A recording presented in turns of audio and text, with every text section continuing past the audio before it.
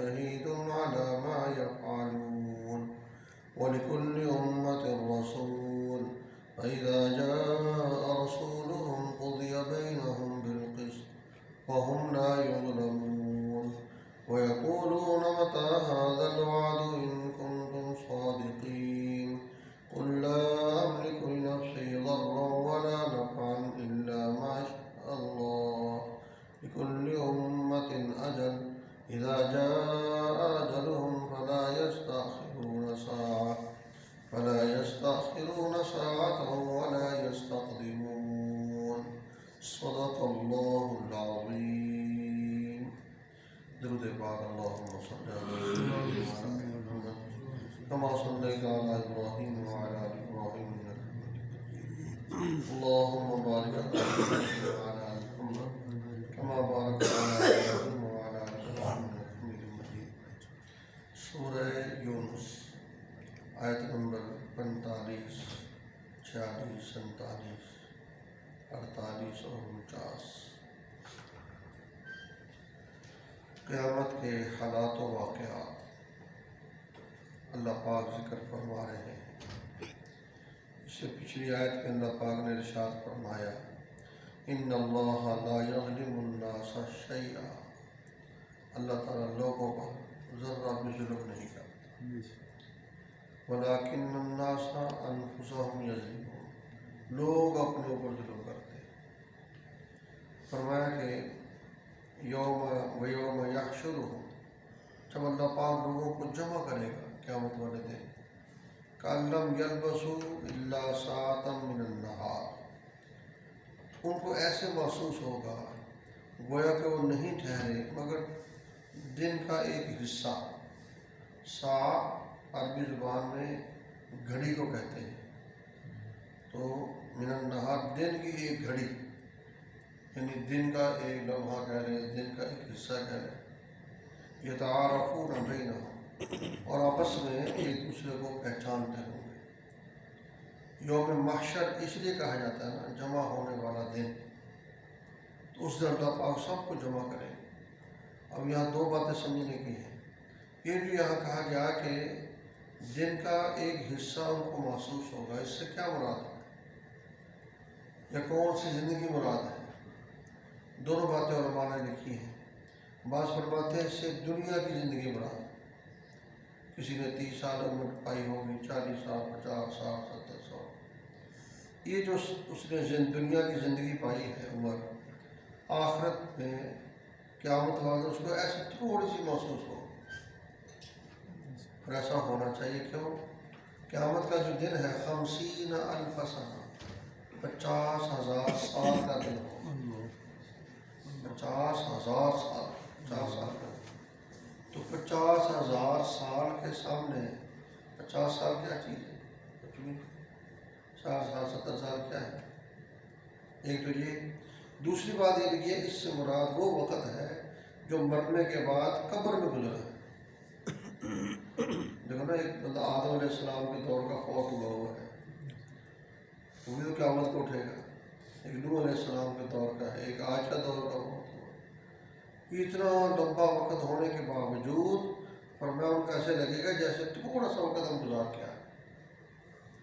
اور اس کی وجہ جو نیک لوگ ہوں گے، اللہ ہم سب کو ان میں شامل فرما دے، ان کو قیامت والے دن سکون میسر ہوگا، اللہ کے عرش کا سایہ ملے گا.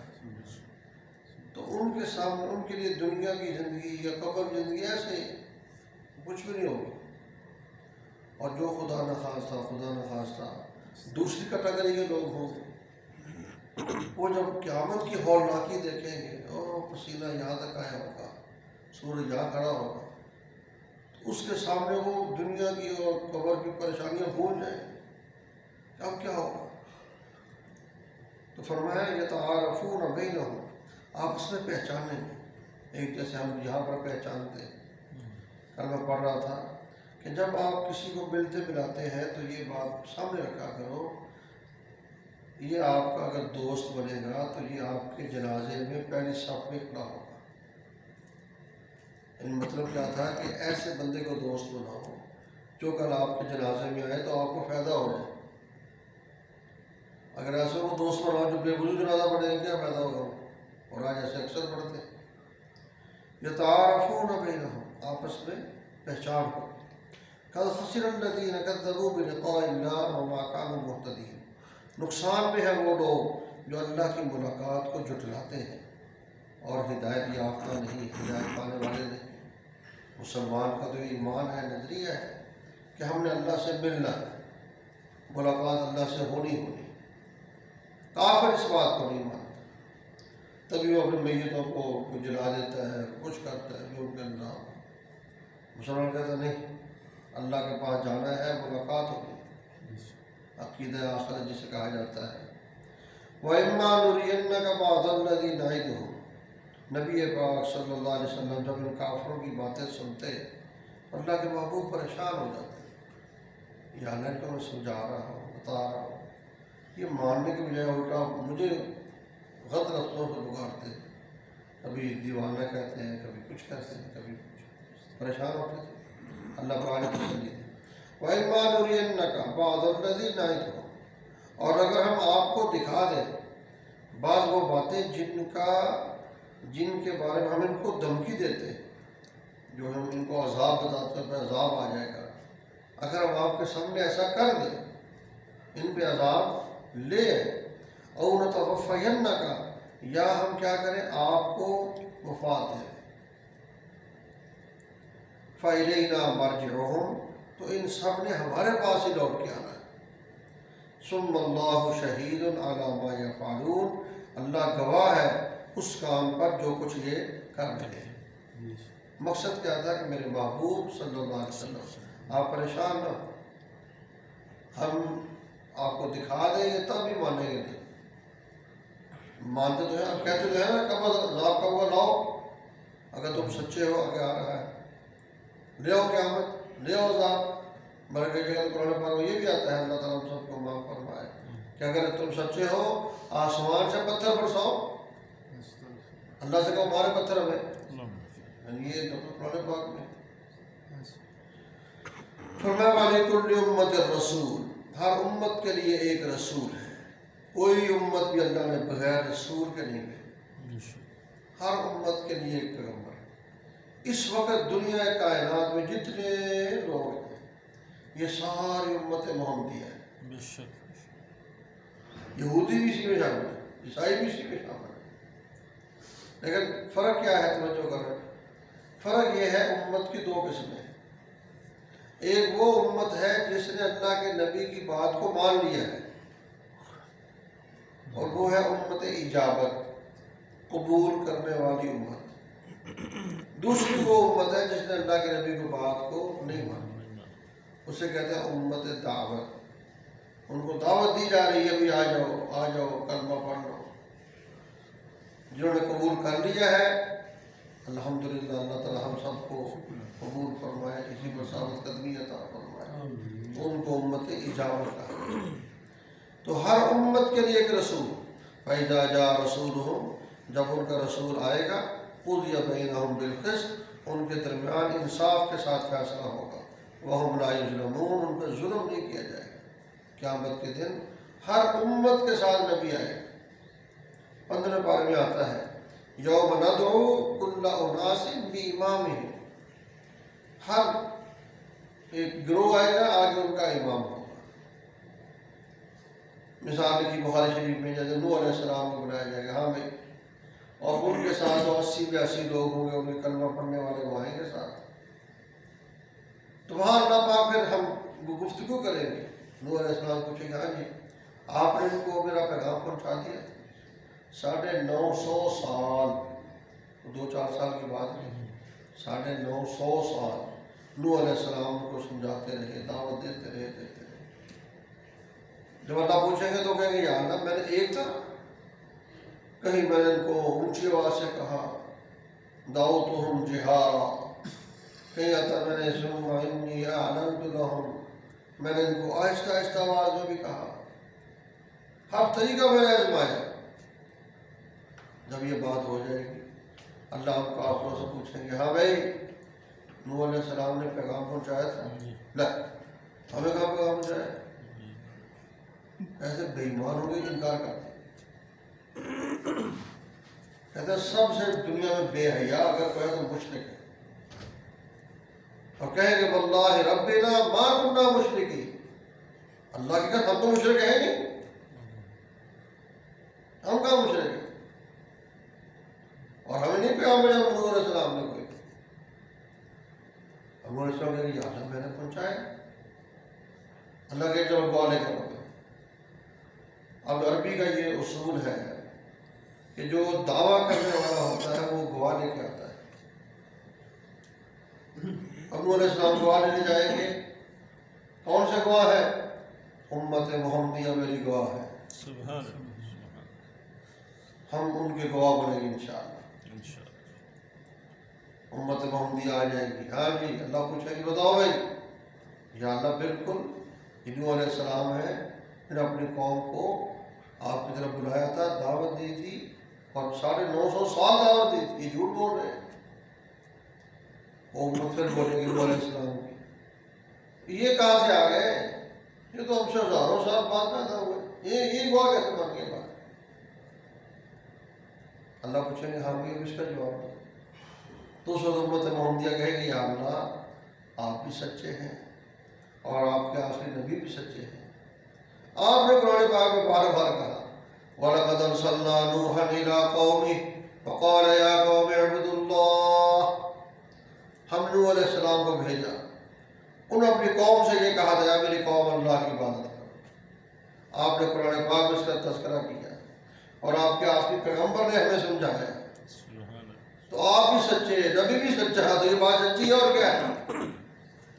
اسے کو قرآن پاک میں کہا گیا دوسری جگہ پر لِتَكُونُوا شُهَدَاءَ عَلَى النَّاسِ، کہ تمہیں اللہ تعالیٰ لوگوں پر گواہ بنائے گا، امت محمدیہ کو گواہ بنائے گا. اور آگے پھر جب یہ گواہی دے کے ہٹیں گے حضور پاک صلی اللہ علیہ وسلم کو بلایا جائے گا. اللہ کے محبوب کہیں گے وَيَكُونَ الرَّسُولُ عَلَيْكُمْ شَهِيدًا، اور اللہ کے نبی یہ بھی ان پر گواہ ہوں گے کہ ہاں یہ سچ بول رہے ہیں، سچی گواہی دے رہے ہیں. اس طرح قیامت کو ہر امت کے ساتھ پیغمبر آئے، اس طرح گفتگو ہوگی پھر فیصلہ ہو جائے. وَهُمْ لَا يُظْلَمُونَ، ظلم نہیں ہوگا. وہاں پر پتہ چلے گا ایمان کی جو نعمت ہے یہ اس کی ویلیو کیا ہے، اس کی اہمیت کیا ہے. وَيَقُولُونَ مَتَىٰ هَٰذَا الْوَعْدُ إِن كُنتُمْ صَادِقِينَ، اور کہتے ہیں یہ لوگ کب یہ وعدہ ہوگا اگر تم سچے ہو، کب ہو رہی ہے بتاؤ. قُلْ لَا أَمْلِكُ لِنَفْسِي ضَرًّا وَلَا نَفْعًا إِلَّا مَا شَاءَ اللَّهُ. میرے محبوب آپ فرما دیجئے میں تو اپنے لیے نفع نقصان کا مالک نہیں. اللہ کے نبی یہ کہہ رہے ہیں، اللہ پاک آپ سے کہوا رہے ہیں. مالک الملک کو پتہ تھا کہ ایک وقت آئے گا کہ یہ میرے پیغمبر کو میرے ساتھ ملا دیں گے. ایک بات میں نے آپ کو سنا ہے، کئی تھی شاید یاد ہے کہ نہیں، واقعہ حدیث پاک کا کہ حضور پاک صلی اللہ علیہ وسلم نے ایک صحابی سے پوچھا تھا آپ کا فلاں کام ہو گیا؟ تو اس نے کہا جی اللہ کا نبی چاہے گا تو ہو جائے گا. کیا کہہ رہے ہو؟ میں نے یہی کہا ہے اللہ چاہے گا، اللہ کا نبی چاہے گا تو ہو جائے گا. تو نبی اکرم صلی اللہ علیہ وسلم نے فوراً کہا خبردار کبھی بھی مجھے اللہ کے ساتھ شریک کیا، صرف یہ کہو اللہ چاہے گا تو ہو. اسی وقت صحابی کو منع کرنا. آج ہم تو ڈنکے کی چوٹ لکھتے ہیں نا اللہ نبی وارث، ہم دونوں کو جمع کر دیتے ہیں. پیغمبر اس بات سے منع کرے خبردار کبھی مجھے اللہ کے ساتھ شریک نہ کرنا. اور یہاں دیکھو اللہ کے نبی کہہ رہے میں تو اپنے لیے نفع نقصان کا مالک نہیں ہوں الا ما شاء اللہ، مگر جو اللہ چاہے. اور سورہ جن میں آتا ہے 29 پارے میں قُلْ لَا أَمْلِكُ لَكُمْ ضَرًّا وَلَا رَشَدًا، آپ کہہ دیجئے میں تمہارے لیے نفع نقصان کا مالک بھی نہیں ہوں. باقی کہہ رہے ہیں اب تو قرآن ہے، کوئی ایسی ویسی بات نہیں ہے. اللہ کے نبی خود کہہ رہے ہیں جب کائنات میں جو اللہ کے بعد جس ہستی کا مقام اور مرتبہ ہے محمد الرسول اللہ صلی اللہ علیہ وسلم، اگر وہ اس بات کی نفی کر تو دنیا کے اندر کون ہے جو اس بات کا اختیار رکھتا ہے؟ کوئی بھی نہیں. یہاں میں جتنے بنائے ہوئے ہیں مختلف اپنا نشانیاں لگا کے کچھ نہیں ہے. ایک موٹی سی بات ہے، اگر وہ بزرگ جس کی قبر پہ آپ کھڑے ہیں وہ اتنا کچھ کر سکتے ہیں، وہ اپنے گلے کی حفاظت نہیں کر سکتے. وہاں جو گلے پڑے ہیں، پاک پتھر میں گیا تھا، وہاں داخل ہوتے اتنا بڑا گلا اور 2-3 تالے لگے ہوئے اس کو، وہ عجیب طریقے سے سیل پہ، آگے پھر گلا، وہاں پھر سیل پہ، پھر گلا سیل پہ. وہ میں کہا اگر یہ بابا فرید شکر گنج رحمۃ اللہ علیہ اتنے بڑے آدمی ہیں، اس میں تو کوئی شک نہیں، اللہ کے بہت بڑے نیک آدمی ہیں، لیکن اگر وہ اختیارات ان کے پاس ہیں تو یہ گلے کی حفاظت میں تالے تو کیوں لگے ہو؟ آپ سے اوپر سمجھانے کی اپنے خیال میں کیا کہہ رہا ہوں؟ تو بندہ تھوڑا سوچے یار، اللہ ہی ہے سب کچھ. اللہ اپنے پیغمبر سے کہہ رہا ہے، ایک جگہ کہا گیا وَإِن يَمْسَسْكَ اللَّهُ بِضُرٍّ فَلَا كَاشِفَ لَهُ إِلَّا هُوَ وَإِن يُرِدْكَ بِخَيْرٍ فَلَا رَادَّ لِفَضْلِهِ. اگر اللہ تعالیٰ آپ کو کوئی نقصان دینا چاہے کوئی نہیں ہٹا سکتا. اللہ آپ کو فائدہ پہنچانا چاہے کوئی اس سے آپ سے فائدہ نہیں ہٹا سکتا.